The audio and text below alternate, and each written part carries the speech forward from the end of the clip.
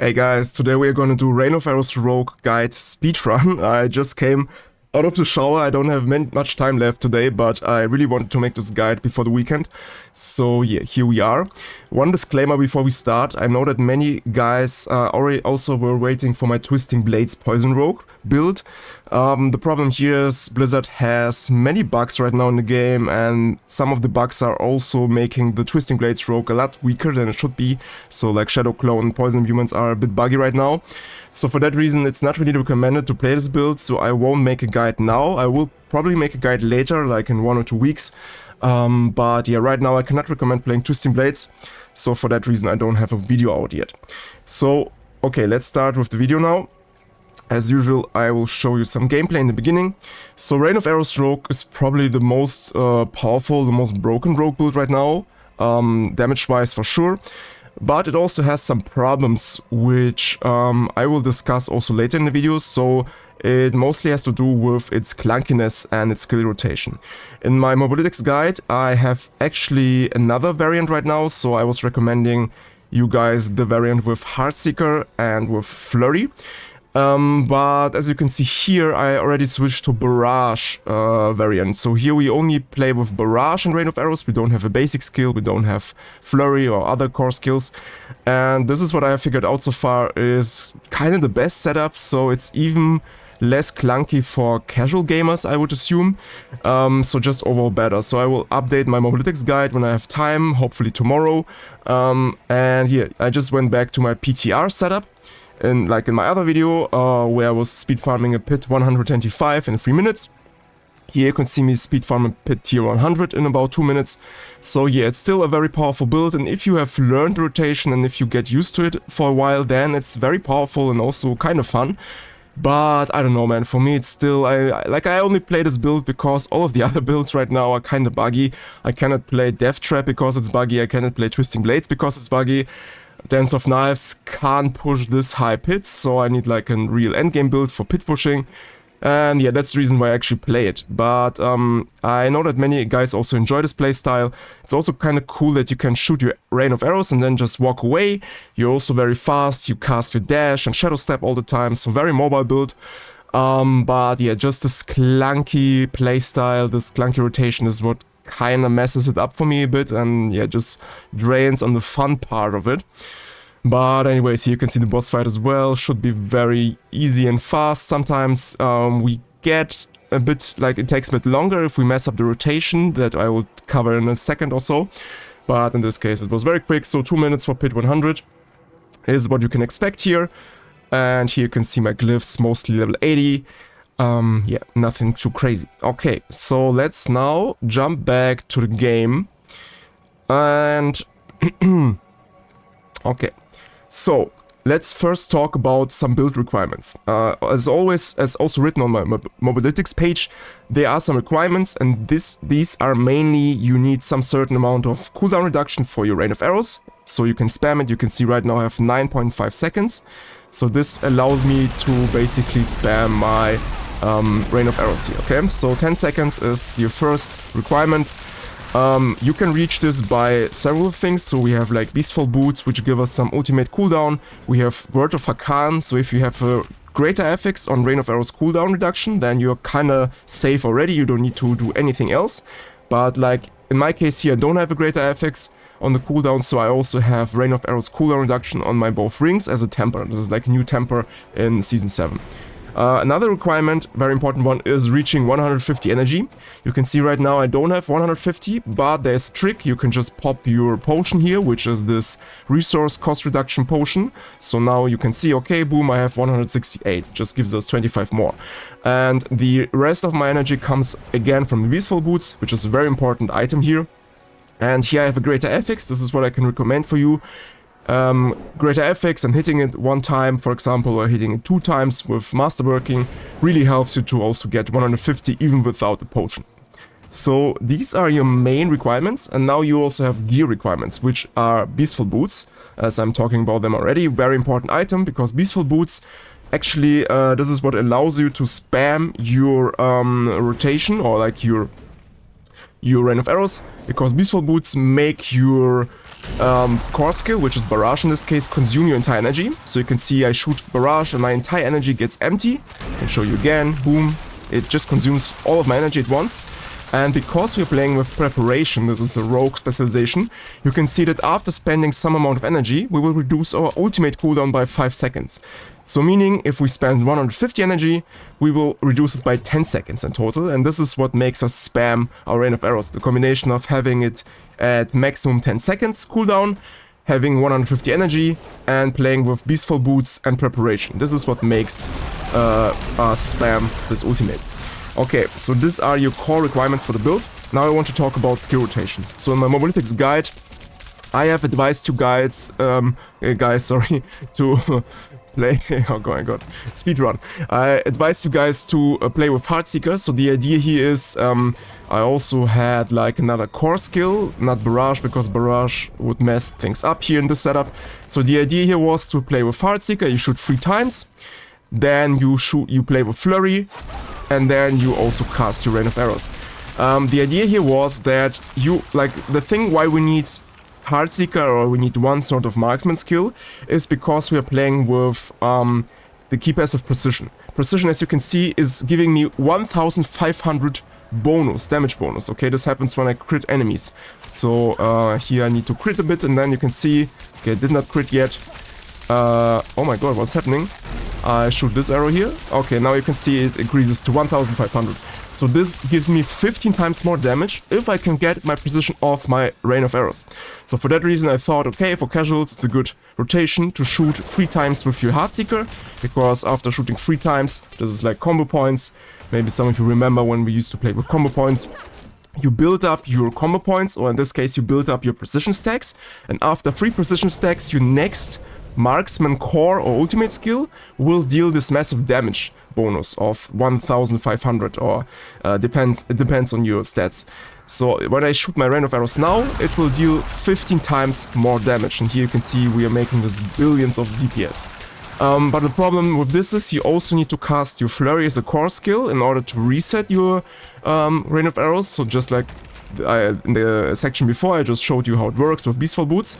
So reality would be, okay, you shoot your Heartseeker, and then you would need to go into close combat, cast your Flurry, and then cast Rain of Arrows. And this is way too clunky, I figured out, so I think even as a casual player, I don't really want to play this way. So I will update my planner, my Mobalytics page, soon, when I have more time. And yeah, for now I have switched back to this, to my first variant that I had in the PTR. So here I remove the core skill again. We don't need Heartseeker here. By the way, if you like Heartseeker, you want to play with Heartseeker, you can also visit the guide from Dioxide. He has a very large 40 minutes guide where he also explains every detail of the build. And there is also a variant with some other setups, some other items, which works around Heartseeker, but is more or is less clunky to play. So if you want to check this out, also go to Dioxide, very good guide creator as well. But in this variant, we are now playing Barrage and Rain of Arrows. So how this works is I have figured out that, so we also want Dark Shroud in our rotation, because Dark Shroud also gives us huge damage bonus. So here we have this new board, Dance Macabre, which gives us 75% more damage if we can cast Mobility or Subterfuge skill before our Rain of Arrows. So we also want to cast Dark Shroud every time before we cast Rain of Arrows for this massive damage, so basically double damage more or less. And what I have figured out is really cool is we can push Barrage and Dark Shroud at the same time. So I push my Q and W at the same time, and because Barrage has a slightly higher or faster casting animation in terms of frames, it will always pop off before Dark Shroud, meaning that we first cast Barrage and then we cast Dark Shroud after it, even if we hold both buttons together. So I hold them both together, and this way I still make sure that my Rain of Arrows will get buffed by Dark Shroud, by Dance Macabre. So this is very helpful, because the new rotation looks like this. All you have to do is, when you enter a pit or you enter a dungeon, whatever content you're doing, you need to make sure that you are at 0 or at 2 stacks of precision. This is very important. 0 or 2 stacks of precision. And what you do then is you just push Q and W, wait a millisecond, and then you you would push Rain of Arrows button, which is the right mouse click in my case, okay? So you make QW at once, Rain of Arrows, QW at once, Rain of Arrows. This is the whole rotation. And if you keep the rotation in a good tempo, so you don't spam your buttons too fast or something, then you will maintain that your Rain of Arrows will always get Dark Shroud bonus and also precision bonus. So you will also get the 15 times up to 20 times more damage with precision. So if we take a look here, we still have 2 precision stacks. So it's important to stay at 2 or 0 precision stacks, because this means that our next Rain of Arrows cast will be guaranteed with precision. Okay, so this is the rotation. QW, Rain of Arrows, QW, Rain of Arrows. And don't forget to dash in between. This is of course for mobility reasons, but it also gives you more damage because you're also playing with tricks of attacks. Trick of attacks? No. What's the name of it actually? One second. Trick attacks, isn't it? Ah, tricks of the trade, sorry. Tricks of the trade also gives you more damage. So this is the entire rotation, and during boss fights what you can do here is you can just spam, because I don't really care much about boss fights. I just push like once Q and W, Rain of Arrows, and then I hold Q and W, Rain of Arrows, and then I just spam my Rain of Arrows, because during boss fights I'm just too lazy to do this rotation. It will be actually better, but it also works if you just spam during the boss fights. But during the dungeon itself I would never do this to guarantee your precision stacks. You can see right now I have messed it up. Here it's not at 0-2, so here if you have messed it up, you need to cast your barrage one time again, then it's on 2 or 0, and then you can do your rotation again. So QW, Rain of Arrows, QW, Rain of Arrows. And now I want to give you one more simple trick. So what I figured out, you can see here my character also has this, or like on my screen you can see I have my health and energy bar in the game as well. So this is somewhere in the options, I'm not sure exactly where. I think gameplay maybe. I'm not sure exactly right now. So somewhere in the tooltips, maybe I will write it down in the comments if I figure it out. Somewhere in the options you can make the game highlight your energy bar and health bar in the game. And so it helps me a lot for my rotation, because here I always pay attention if my energy bar, so my energy bar always has to be empty. Like here, you can see it's empty all the time. This means my rotation is not fucked up. But if I would do something else here, so if I fuck up my rotation, then usually what this will do is you can see my energy is not fully empty, but sometimes it goes a bit higher. So this usually means that my Sky Hunter is giving me energy after I cast Barrage, and this means that my precision rotation is messed up. So this can be a hint that your rotation is off. So like here you can also see my energy is recovering too quick. And this was because my precision rota was not correct. Here you can see it's at 3, it should be on 0 or 2. So this is what I have figured out so far. You can pay attention a bit to your energy bar, so ideally it should be 0 all the time. But yeah, this is basically the rotation. Now, 1 second please. I need to check something. Okay. Now I quickly want to go over my gear, so I just show you my gear so you can get an idea of the gear that I have right now. So I did a tier pit 100, yeah, a tier 100 pit in about 2 minutes with this gear here. So you can see it's nothing crazy, everything is masterworked at 8 out of 12. I did not hit my masterworks very well, just on average I would say. So this is my gear. I just want to highlight some important tempers. So the most important tempers for this build are damage to distant enemies. This is because Rain of Arrows now also scales of the damage of distant enemies. So you can see here I have over 1000 more damage because of the distant damage bonus. So you want distant damage or damage to distant enemies on all of your weapons, your rings and your gloves.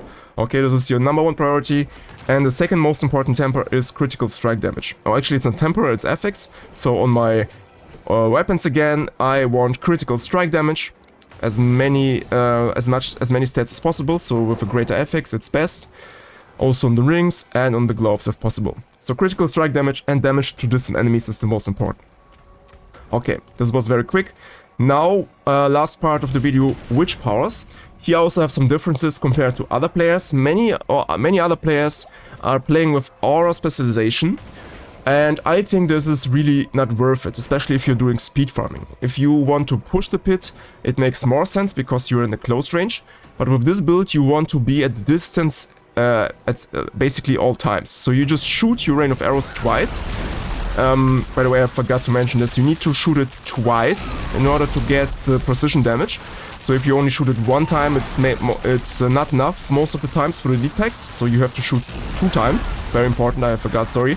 And then you just move away with your dash. So you don't stay and wait until the enemies die. You just shoot your 2 rain of arrows and then you move away, go to the next pack. So for this reason, you always stay at distance to enemies. You never go into the melee range, into close range. So you don't really need this aura of specialization, because the critical damage bonus that you get here is only active if you have if you are like the enemies are in your aura in the close range. So for that reason, I don't play with aura of specialization. I just go with Breath of the Coven here, so this gives me more attack speed. Here I have 3 growth and decay witch powers because I need them for my Occult Gem. And of course Purging Touch, which gives you 48% multiplied more damage for your ultimate skill, also because of an Occult Gem. So here I can now show you the Occult Gems. We have the star, I'm not sure exactly how it's called. It's in my planner, guys, I think something with star. So here you can see my Rain of Arrows gets this witchcraft tags. So for that reason we have the synergy with Purging Touch, and my Rain of Arrows now is Eldritch, so for that reason it will benefit from 48% more damage from Purging Touch. So this is the by far best Occult Gem, your #1 priority Occult Gem.